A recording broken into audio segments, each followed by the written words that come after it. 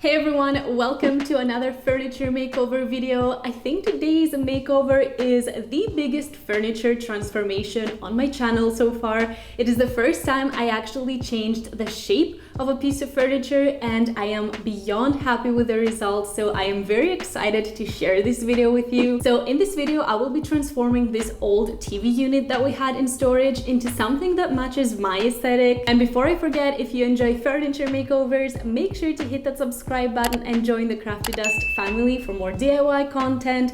You can also browse through my channel for more amazing furniture transformations I've done in the past. And last but not least, I need to put out a disclaimer. I am not a professional, and so I do not own all the necessary equipment for some of the things I will be doing, but I try to do my best with tools that I already have, which means that some of these things took a little bit longer to perfect.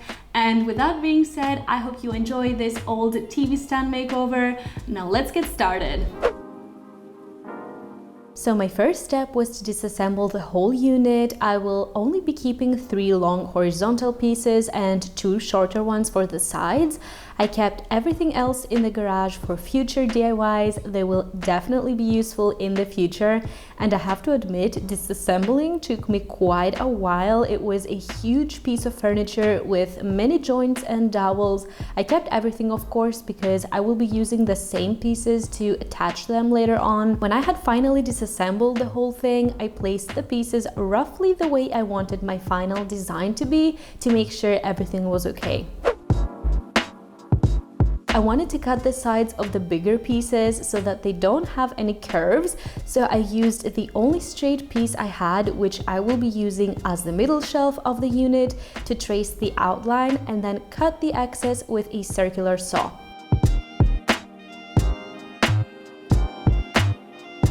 Then I did the same thing on that other similar piece as well. These curved pieces that I cut will be my top and bottom part of the unit.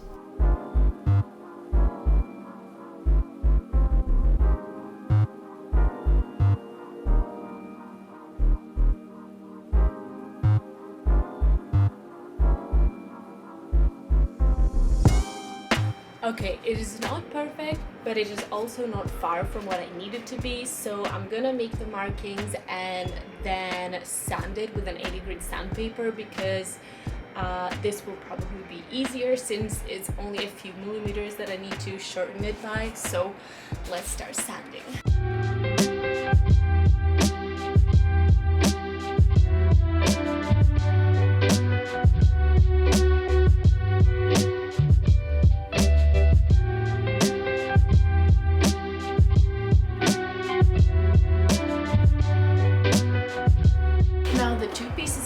Here already have the holes for the middle shelf, so I don't want to cut through the holes. I am gonna have to cut it down shorter, so I might have to cut it down on both sides so it's equal.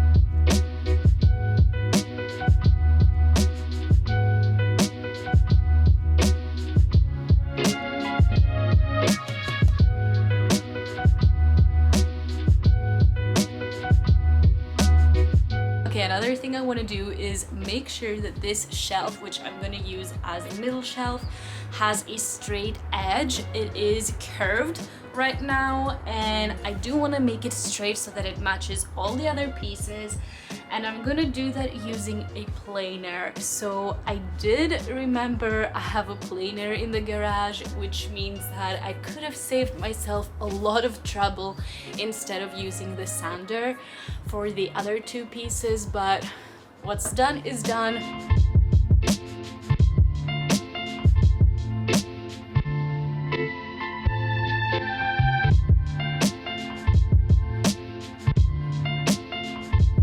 You guys, I literally could have saved myself 2 hours of sanding if I had just remembered I had a planer in the garage.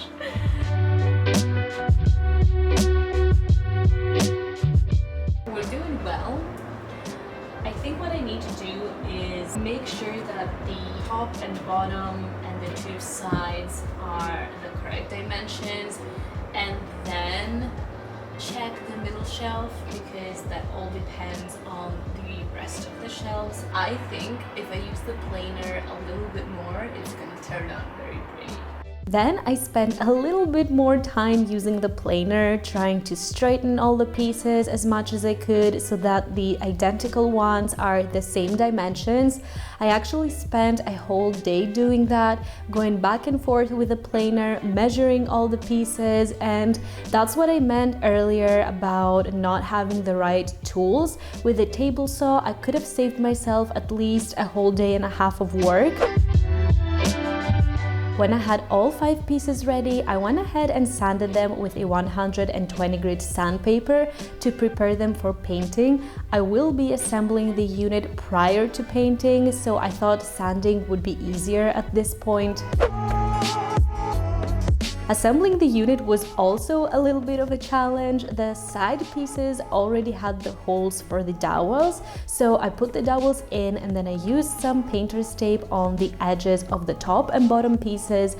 I wanted to trace the position in which I would have to make an opening for the dowels, and I did that by using a red marker on the tip of the dowel and then placing the side piece on the painter's tape, and when I removed it I had the mark, and I made sure not to drill all the way. I didn't want to open a hole, I just wanted an opening for the dowels, and then I repeated this step on all the other sides as well.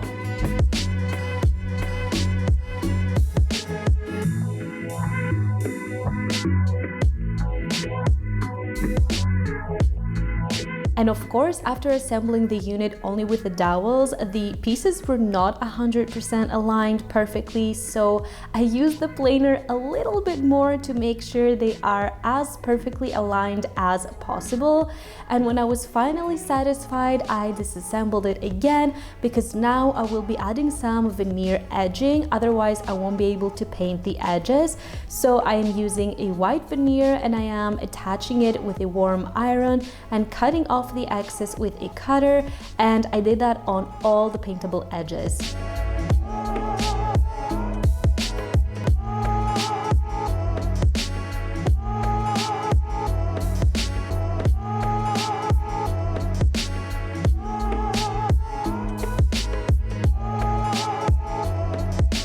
When the veneer was on, I assembled it again and drilled a few holes on the top and bottom pieces of the unit to add some screws for some extra support and steadiness. And I also used a flat drill bit on the top holes so I can hide the screws in later on with some wood filler, and then I added the screws.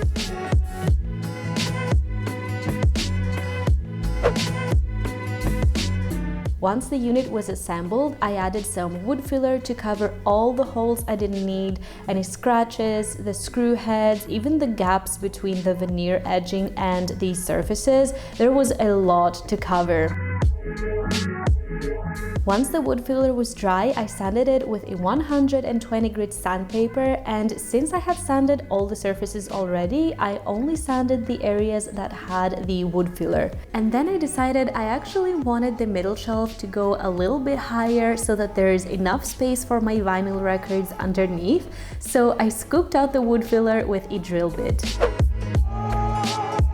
Now, right before painting, I used some sugar soap to clean all the surfaces from any dust. I only started doing that recently on my furniture makeovers, and it honestly makes such a huge difference to how the paint applies, so I would definitely recommend doing that before painting. For primer, I am using the Benjamin Moore Fresh Start Eco Primer. It is the only primer I have found where I live which is good for laminate surfaces, and I'm using a small paintbrush on the corners and edges and then a foam roller to apply the paint.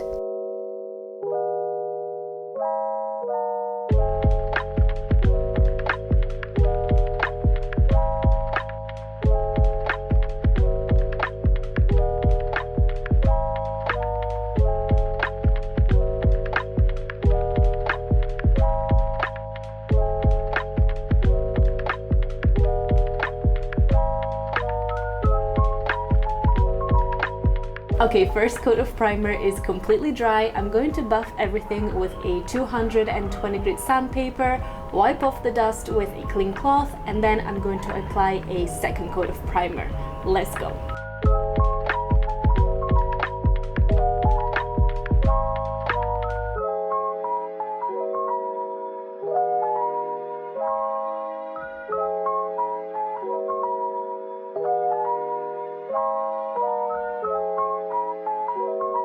Okay, now that the second coat of primer is completely dry and sanded with a 220 grit sandpaper, I am finally ready for the main color, which is Onyx by Benjamin Moore. It is a black color, it's very pretty. I will apply a total of 3 layers and I will be sanding all the surfaces with a 220 grit sandpaper in between for better application. Let's start painting.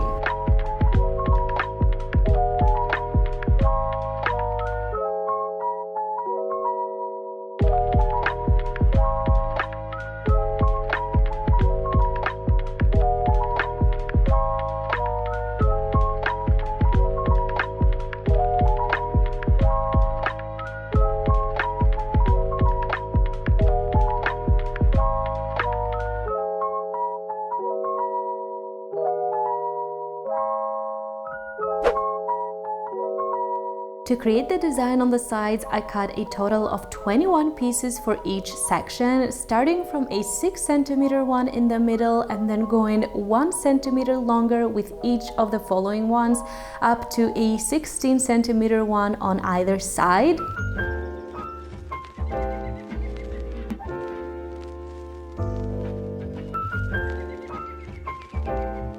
Once I had all 21 pieces for each of the 4 sections, I sanded them with a 120 grit sandpaper. That was a total of 84 pieces I sanded, so it got dark by the end of it. And then the next day, I wiped them clean with a clean cloth and stained them with a walnut stain using a cloth.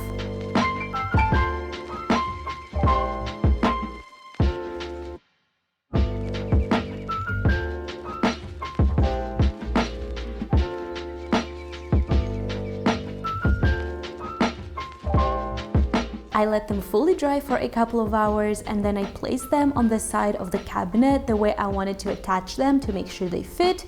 I applied some wood glue on each piece and pressed it in, and to add some extra support I added a couple of nails on each piece and then continued on to the next section.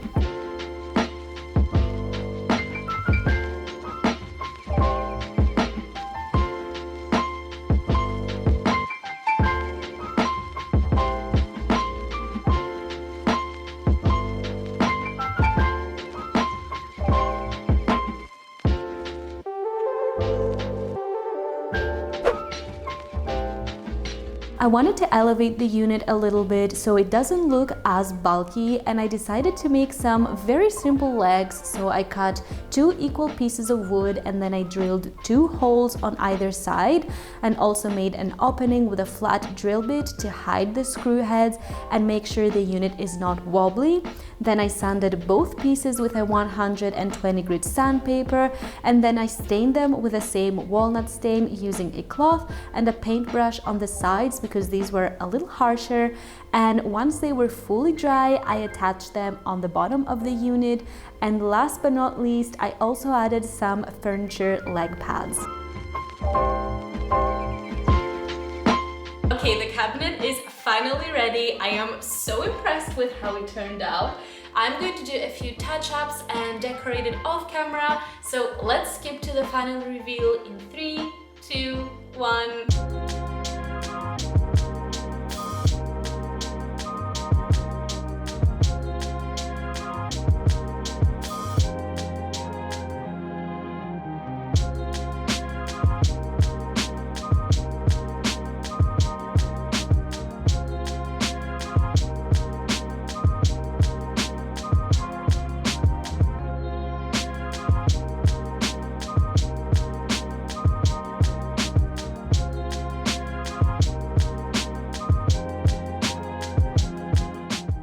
and that was my old TV stand makeover. I am so happy with how it turned out. I love the wooden detail on the sides. It definitely matches my aesthetic, and I hope you liked it too. If you did, go ahead and hit that thumbs up button. I wish I could say that this was an easy makeover, but it was not. It was quite challenging, and I think not having the right tools was definitely the biggest challenge of all, you know, having to make sure that all pieces were straight and equal.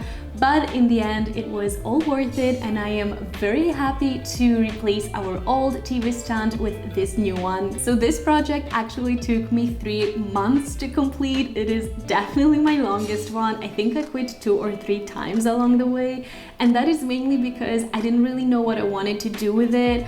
I knew the general shape I wanted it to be, but I hadn't decided on what I was going to use it as. But eventually I thought to myself, I might as well start and I will figure it out along the way. And I decided I'm going to use it as a TV stand right before I started painting, which also gave me the idea of using the trim on the side so I can hide the imperfections.